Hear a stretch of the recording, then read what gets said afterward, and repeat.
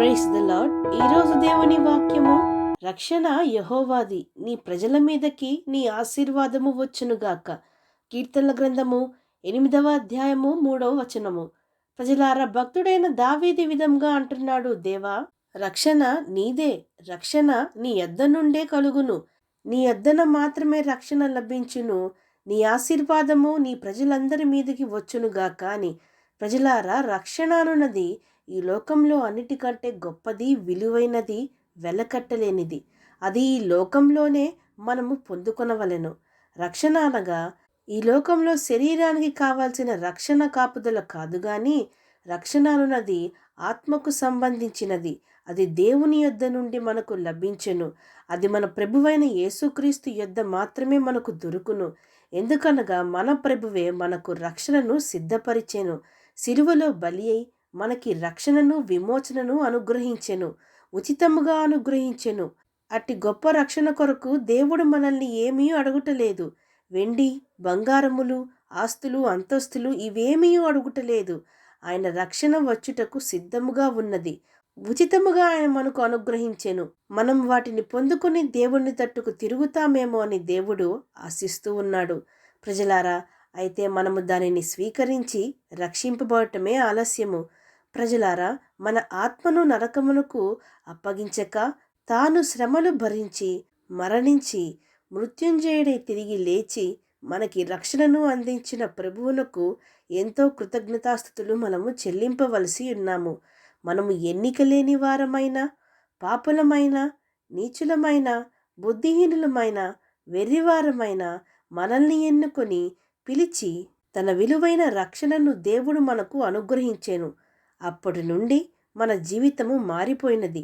పాత పాపపు జీవితము, మానవ స్వభావము, శరీరానుసారంగా ఉండటము, ఆదాము స్వభావము కలిగిన మనము దేవుని యొక్క పరిశుద్ధాత్మ ద్వారా ముట్టబడి, మన మనోనేత్రములు తెరవబడి, నిజదేవుణ్ణి ఎరుగునట్లుగా, నిజరక్షకుణ్ణి ఎరుగునట్లుగా, మన పాత జీవితము క్రీస్తుతో పాటు సమాధి చేయబడినట్లుగా, ఆయన పునరుద్ధానము ద్వారా మనకు కొత్త జీవితము లభించినట్లుగా, మన హృదయ స్వభావము, మూర్ఖ స్వభావము, కఠిన స్వభావము, చెడ్డ స్వభావము నుండి విడుదల పొంది క్రీస్తు స్వభావమును ధరించుకున్నట్లుగా, చెడును అసహించుకొని క్రీస్తు మార్గములు వెతుకుతూ మంచిని అలవర్చుకొని మన ప్రాణాత్మ దేహములను ప్రభువు రక్తంలో శుద్ధీకరింపబడినట్లుగా దేవుడు మనకి అందించిన ఈ విలువైన రక్షణ అనుభవమును బట్టి, రక్షణ భాగ్యమును బట్టి దేవునికి స్తుతులు, స్తోత్రములు, వందనములు.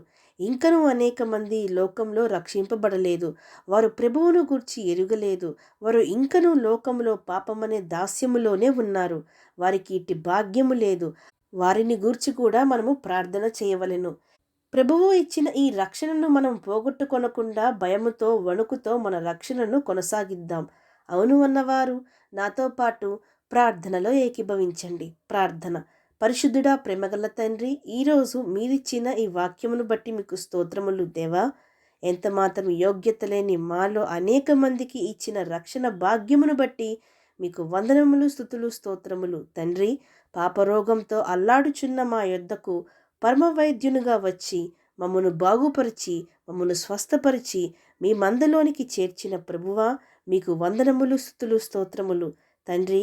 ఇకనైనా మీరిచ్చిన రక్షణను వృధా చేసుకొనక అంతము వరకు నమ్మకంతో, భయముతో, వణుకుతో మా రక్షణను మేము కొనసాగించుకొనుటకు మా ప్రతి ఒక్కరికి నీ సహాయము దయచేయమని ప్రార్థిస్తూ, సమస్త మహిమాగాంతులు మీకే చెల్లిస్తూ, ప్రభువైన యేసుక్రీస్తు నామం పేరట అడిగి వేడుకొంచున్నాం ప్రియ పరలోకపు తండ్రి. ఆమేన్.